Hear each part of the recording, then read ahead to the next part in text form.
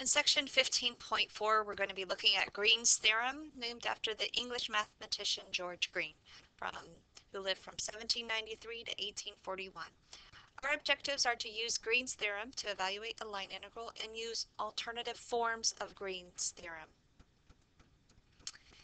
In this example, we want to evaluate the line integral of y cubed dx plus x cubed plus 3xy squared dy, where c is the path from the point 0, 0 to the point 1, 1 along the graph of y equals x cubed, and then from 1, 1 to the point 0, 0 along the graph of y equals x.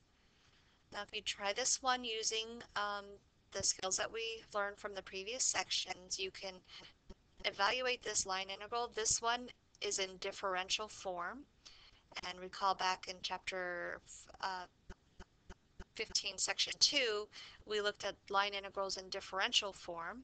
You can evaluate that. You would have to set it up in two pieces, come up with parametrizations for each of those, and evaluate, and then add the result to get the final answer. However, in this section, we're going to be looking at an alternate way of solving this type of problem. And when we're using Green's theorem, we want to make sure that the region is simply connected. The top graph here illustrates a region that is simply connected. You can see the path doesn't overlap itself. There is no inside paths here. We call this a simply connected region. The examples here on the bottom are not simply connected. Green's theorem applies only to those regions that are simply connected. Green's theorem states that let R be a simply connected region with a piecewise smooth boundary C oriented counterclockwise. That is, C is traversed once so that the region R always lies to the left, and M and N have continuous partial derivatives in an open region containing R. Then you can evaluate this line integral in differential form. The line integral of m dx plus n dy can then be written as a double integral where R is the region, and the value inside the integral is found by taking the partial of n with respect to x and m with respect to y and subtracting times your differential area A.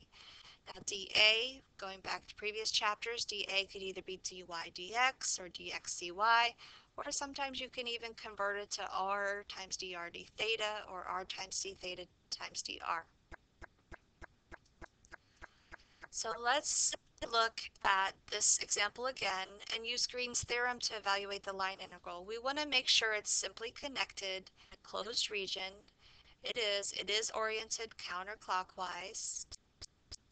And this is our m dx plus n dy. Okay. Now because when we take those partial derivatives, the partial of n with respect to x is 3x squared plus 3y squared, and the partial of m with respect to y is 3y squared. Now Green's theorem is when you're evaluating a line integral in the form of m dx plus n dy, then that is going to equal the partial of n with respect to x minus m with respect to y. So let's take this and subtract this, and when we simplify that, we get just our 3x squared. And then we need to determine the bounds of integration. If the order of the differentials is dy dx, then your lower bound for y is x to the third. Your upper bound was y equals x. The bounds for x, your lower bound is x equals 0, so the upper bound of x equals 1. And we end up with this double integral, which ends up being easier to evaluate than if you were to work out that piecewise path using the parametrizations. When you evaluate this, integrating the inside with respect to y, evaluating, and then simplify your result to get 1/4. So that line integral along that simply connected closed path ends up being 1/4. For this example, use Green's theorem to evaluate the line integral y minus x dx plus 3x minus y dy, where C is the boundary of the region lying inside the semicircle y equals square root of 25 minus x squared, and outside the semicircle y equals the square root of 9 minus x squared. You can pause the video, try this one on your own, and then come back and check your work. Okay, let's begin by sketching the path itself.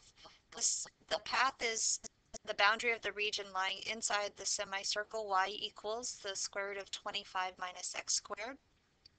If you sketch this, it is the semicircle with the radius of 5.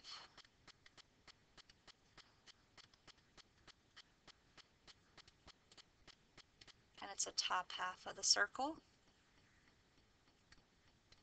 And outside the semicircle y equals the square root of 9 minus x squared, that's a semicircle radius of 3. And we want the boundary of the region that's lying inside that big semicircle and outside that smaller semicircle. So this is your boundary, the path is that path all the way around. So if you were to break this up and evaluate the line integral using the path method, you would have to break it up into 1, 2, 3, 4 different paths. But we're going to use Green's theorem to evaluate this, which should provide us a shortcut because it is a simply connected closed region and we can orientate the path going counterclockwise. So we have this in the form of m dx plus n dy. So this is a line integral for work in differential form. Then we can evaluate this by finding the partial of n with respect to x and m with respect to y. The partial of n with respect to x is going to equal 3. The partial of m with respect to y is going to equal 1. So this integral becomes a double integral r of partial of n with respect to x, that's 3, minus the partial of m with respect to y, it's 1, times your differential area A. Now we need to determine bounds for integration. This is not a vertically simple region or a horizontally simple region, but it is an r-simple region. That means you can slice it like a pie and determine your bounds for r and for theta. If you slice it like a pie, our bounds for r, the r inside radius is 3 and the outside radius is 5, and your bounds for theta would go from a smallest angle of 0 to a largest angle of pi. So we can then evaluate the double integral of 3 minus 1, which is 2. dA is r times d theta, where your bounds for r go from 3 to 5, and your bounds for theta go from 0 to pi.